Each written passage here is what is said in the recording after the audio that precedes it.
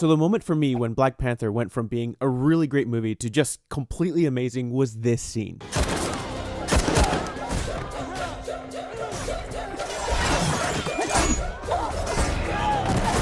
That cue of music there told us to just sit back and enjoy this fight scene. And drilling down a bit more specifically, like, it sounds like somebody's playing this in a synthesizer, but like, you know, they recorded somebody actually doing this with their voice.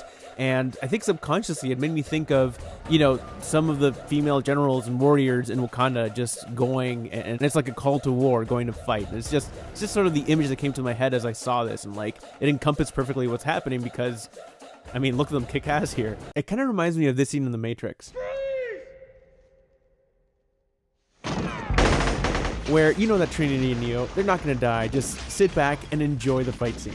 And I find that so interesting how just one little musical cue just completely changed it to, okay, this movie knows when to take itself seriously, knows when to have fun, and it's just a perfectly mixed bag. And in the main theme, I love how much the talking drum is featured. It's a drum that you hold and there's like a string or a rope that's attaching the top to the bottom, and depending on whether you push it more or less, and you hit it with your hand or a stick, it changes the tone of that hit. And I mean, check out how Ludwig Göransson, the composer, talks about how many talking drums he actually stacked one on top of the other in the track to get this feel. The instrument is so loud. So I was just thinking, like, what if you have 6 players playing the same thing, and then another player joins, and then dynamically it just grows and grows, and then it goes into a huge ensemble.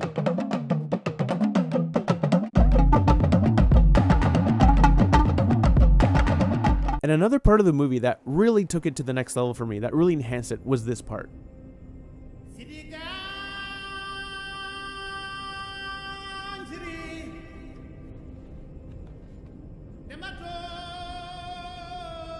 Sister Nakia, my prince, we are home.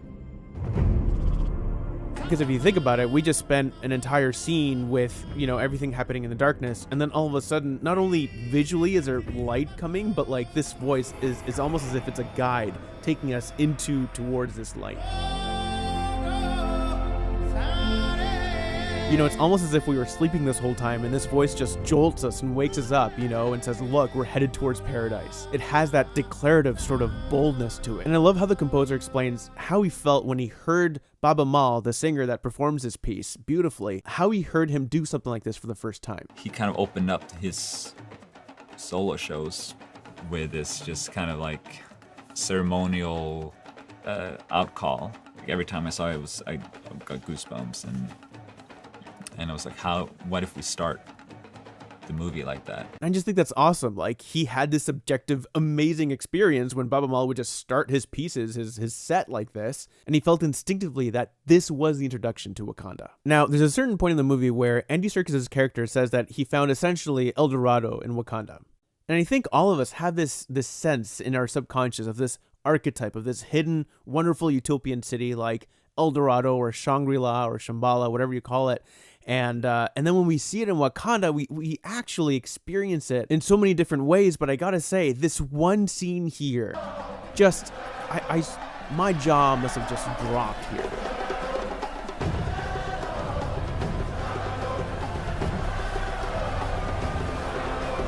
And I have to admit, sometimes even weeks after watching the movie, this chant will just appear in my head, and I'll just be thinking about it. I mean, this specific scene and seeing these people dance and sing and chant this, it seems like it's something that I would only see in a dream. And then we get a piece like this. You know, we get this female voice that gives it a sense of timelessness.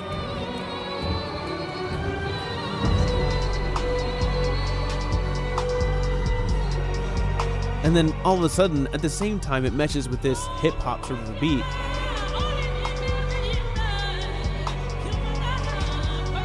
And I think that encapsulates so well, musically, the aspect of Afrofuturism in this movie. And I mean, Afrofuturism in general has tenets of combining really ancient Black African culture with modern technology. I mean, that's what I love here because, again, musically, this is taking hip-hop, which has such a strong African-American sort of root and culture. And, I mean, again, combining it with that timeless sort of a female voice, and then visually, all of this is happening in Wakanda, which is a visual reminder of that Black African sort of a culture. And it just brings it all together, and it's just a delight for us to experience. And it doesn't always have to be within the music itself. I mean, for example, in this scene, the talking drums served as a musical tapestry so that we could have that context to this modern technology we're looking at here. And I think that's why, in large part, Afrofuturism is so compelling to people of all races and all colors, because it takes this vibrant and beautiful culture and allows us to see the modern world through its lens. Now, there was a risk in the soundtrack, I think, in scenes like this, for it to be just a bit too cheesy.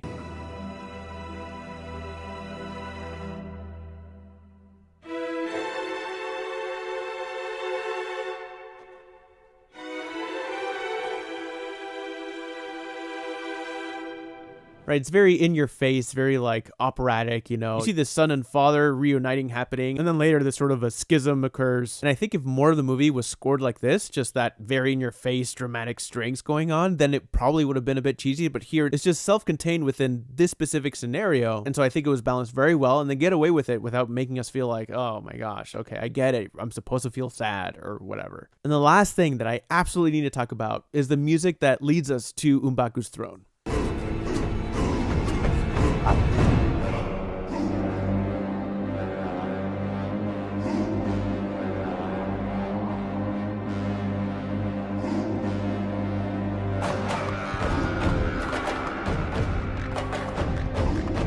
I have to admit, that's got to be one of my top moments ever in a movie theater, where I'm really experiencing the percussion in the scene. And a part of me like subconsciously imagined these were the logs being used to create these hits along with the rest of the percussion section. And just that horn playing and the voices shouting, it's just stating this manly warrior sort of a tribe, and it sets it up so that when we see M'Baku there with that shot, it just elevates him so much more without him having to do anything except just sit there. And at the end of the day, I think that's really the job of the composer, to be able to take the essence of what could be told. There's so many different ways you could look at this lens of what's happening in this scene and to interpret the best version of it for what's happening in the movie through music. So those are my thoughts to the soundtrack to Black Panther, and if you enjoyed this video, please like and subscribe. Let me know what your thoughts are in the comments below, and if you've really enjoyed this video, please consider backing me on Patreon, where there are some really sweet rewards that you can get if you back me at certain levels, and you get exclusive content, and you can be a part of the conversation where we can talk about music and all sorts of things. So as always, thank you for watching Soundtrack Reviews, and I'll see you next time.